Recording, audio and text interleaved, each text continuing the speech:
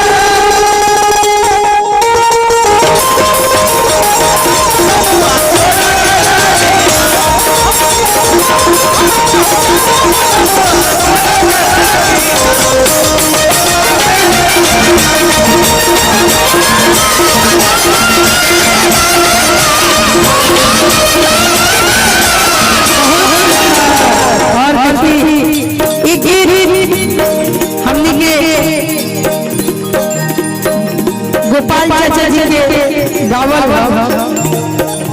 और हम एगो महोत्सव में गई रही सुनने रहे माई महोत्सव इलाहाबाद तो वही जगह हमें कहले नहीं कि गीत हम अपना मंच पर गाए और देखी और प्रिया कहा कि अपने पति से कि तोहरा माई के बोली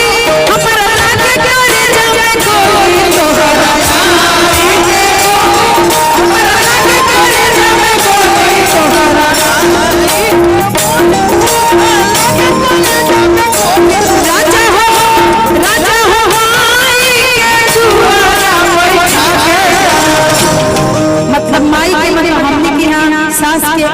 पहले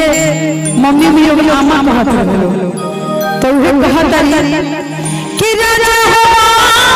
के दुआरा बैठा के जा अब फोटो खींचा के जाना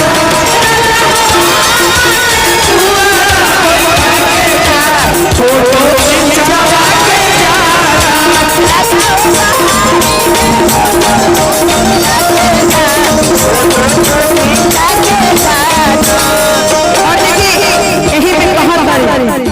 अतहारा मोहिनी के बोली हमरा से करे जावे कोई मोहिनी के तहारा दिया के बोली हमरा से करे जावे कोई तहारा दिया के बोली हमरा से करे जावे और पहले के लोग गाँव ना करावत रहे लेकिन अब गाँव ना होत नहीं तो देखिए कहाँ तरी दया पन्ना मोहिनी के डोरा के जा दया पन्ना मोहिनी के डोरा के जा फोटो खींचा के जा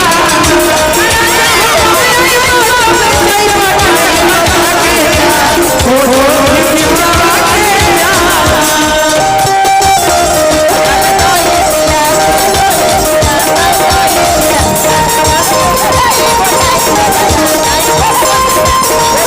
आई होता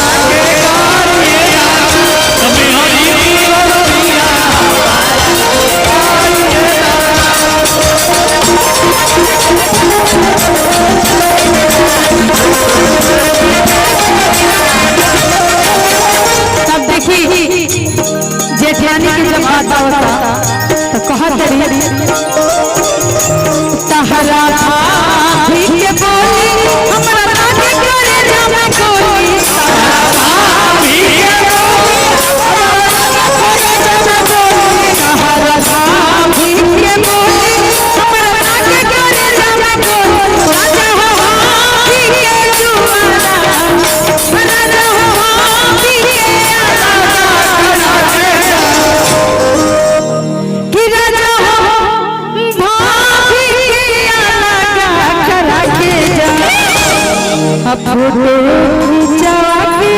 जाना राजा हो मेरा बाप चाहिए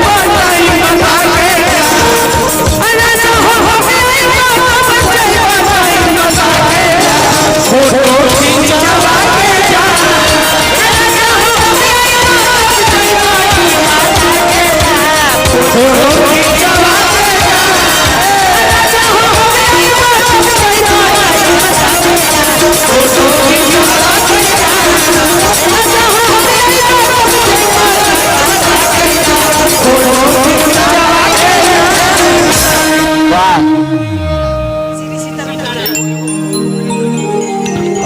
निशांत भैया